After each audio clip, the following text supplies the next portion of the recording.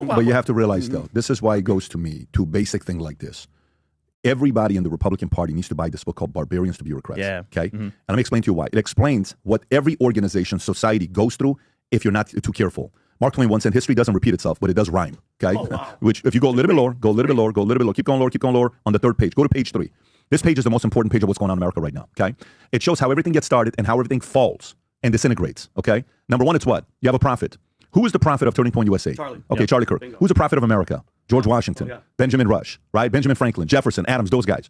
Then after the prophet, you have barbarians. Barbarians are the ones that are willing to go out there and do the work, the nasty work. The campus. I'm going to go to the campus and I'm going to do debates. Crowder's a prophet and a barbarian. He went out there sitting down. Charlie's a prophet and a barbarian. He went out there sitting down talking. Then you bring builders and explorers. These are people that build companies. They build media companies. They build alliances. They build partnerships. They build things that create opportunity for others, which is what you need.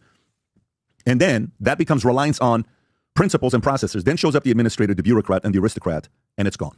And a bureaucrat, an aristocrat, is somebody that's been around the space for too long that they automatically have trust because you've been watching them and listening to them for 20 plus years. And you think they're it. And you know what is the only way to save this fall from happening? A synergist showing up. You see that all the way in the top? That's a synergist? Yeah. Last night we're having dinner. We have family over and we're having a conversation. Can you tell me, Charlie Kirk, did he ever call out Candace Owens? Not by name, No. but he He did. He said, I don't agree with some of the things, but did he ever disrespect? Nope. No. Did he ever call out Tucker Carlson? Did he ever call out and disrespect any of these guys? No. Did he disagree with them? Yeah. Did he disagree with Ben Shapiro? Did he disagree with some of the things Israel was doing? Yes. But Tucker was a what? He was a synergist. Today, Tucker? You mean I'm sorry, Charlie was a synergist. Charlie was, yeah, If you exactly. sit down today, now that Charlie, the synergist, is not here, everyone's lost control. Everybody has lost control, right? Who's the synergist today of the Republican Party?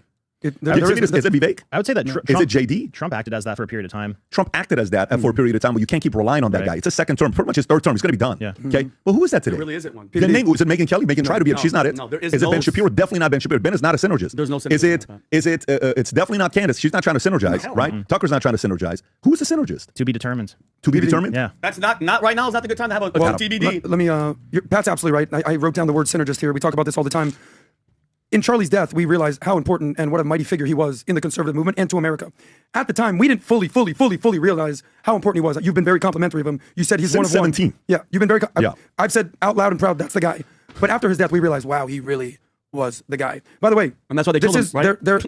Everyone here is at his event that he created, Turning Point. So let's not dismiss this. So these splinter movements are starting. Nick's trying to be the Groyper guy, and Candace is doing her Scooby-Doo investigation thing, and Tucker's moving to Qatar apparently.